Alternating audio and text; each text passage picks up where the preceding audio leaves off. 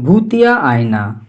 एक समय पहले की बात है। अजीत अपने बेटे रोहित और पत्नी गीता के साथ नए घर में रहने के लिए आते हैं।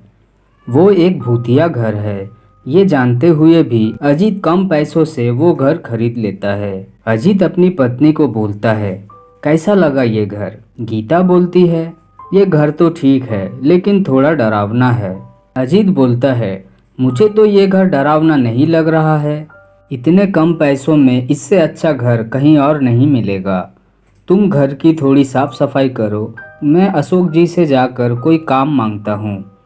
अशोक का ब्याज का कारोबार था, वो लोगों को ब्याज में पैसे देता था। अजीत अशोक के पास जाता है। अशोक बोलता है, क्या हुआ अजीत, तुम यहाँ मेरे पास किस लिए आए हो? अजीत बोलता है, मालिक मैं आपके पास कोई काम मांगने आया हूँ।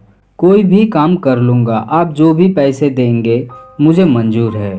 मुझे अपने बीवी बच्चे के लिए राशन लेना होगा।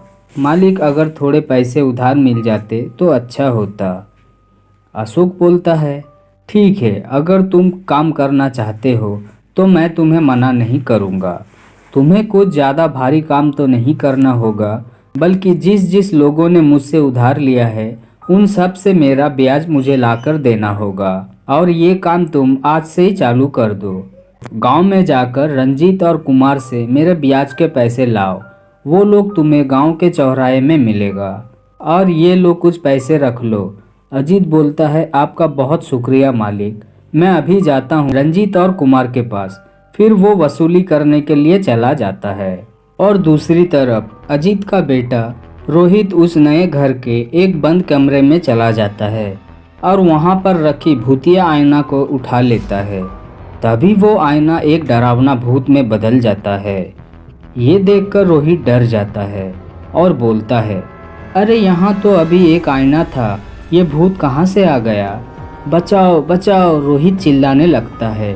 वो भूत हंसता है और बोलता है, अब तुझे कोई बचाने नहीं आएगा, अब तू मरेगा। फिर वो भूत रोहित को मार देता है। बाहर निकलते ही गीता भूत को देखता है। वो डर जाती है और बोलती है, हे भगवान, ये भूत कहाँ से आ गया मेरे घर में? बचाओ बचाओ। वो भूत बोलता है, तेरा बेटा भी बचाओ बचाओ चिल्ला रहा था, लेकिन मैंने उसे मार दिया। हा हा हा हा हा हा हा। उसने ही मुझे उस आईने के कैद से आजाद किया। अब तू भी मरेगी।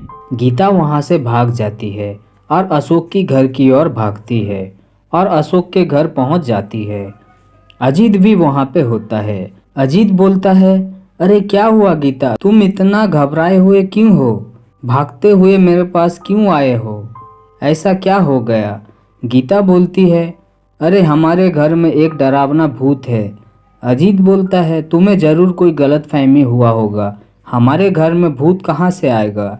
गीता बोलती है, हमारे घर में एक बंद कमरा था, उसके अंदर एक भूतिया आईना था, वो भूत उस आईने से आया है। रोहित ने गलती से उसे आईने से आज़ाद कर दिया और उस भूत ने हमारे बेटे को भी मार दिया। अब हम लोग क्या करें? अजीत बोलता है, क्या बोल रही हो गीता, हमारे बच्चे को भी मार दिया उसने? अब हम लोग क्या करें मालिक, आप ही कुछ हाल निकालिए। अशोक बोलता है, अरे भाई अजीत, तुम मुझे क्या पूछ रहे हो?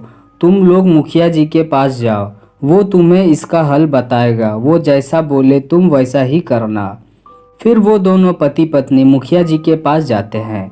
अजीत बोलता है, मुखिया जी हमारी मदद कीजिए, हम इस गांव में नए आए हैं रहने के लिए। हमारे बच्चे को एक भूत ने मार डाला जो कि एक आईने में कैद था। मेरे बेटे ने गलती से उसे आज़ाद कर दिया और उस भूत ने मेरे बच्चे को ही मार दिया। अब आप ही बताइए हम लोग क्या करें?